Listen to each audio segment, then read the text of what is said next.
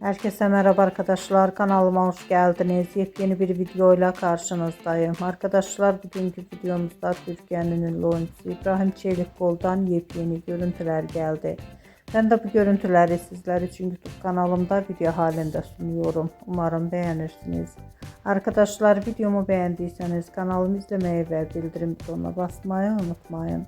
Şimdilik benden bu kadar olsun. Yeni videomuzda görüşmek üzere. Hoşça kalın.